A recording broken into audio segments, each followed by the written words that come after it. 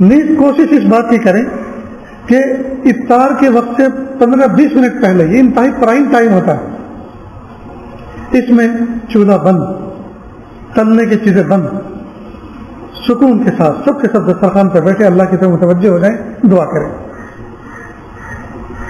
کئی مرتبہ شوہر ایسا ہائی الرٹ پر رکھتا ہے بیوی کو کہ بس چولہے پہ کھڑی رہو، افطار کا اعلان ہوگا، ہر جگہ کہیں اذان ہوتی ہے، کہیں کوئی جو ہے اور افطار کے لیے کوئی اور اعلان ہوتا ہے، طریقہ ہوتا ہے، اور وہ چلنے میں مصروف رہتی ہے، اس کو فرصت نہیں، اس لیے کہ آرڈر ہے۔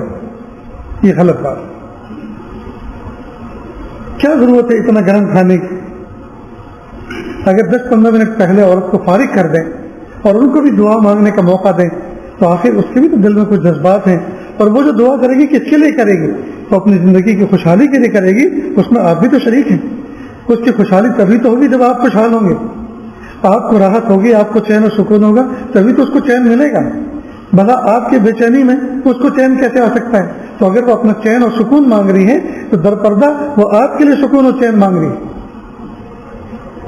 تو اس کے لیے آپ نے عبادت کا، دعا کا وقت فارغ کیا، وہ در حقیقت آپ نے اس کے لیے فارغ نہیں کیا بلکہ اپنے لیے تعاون کیا۔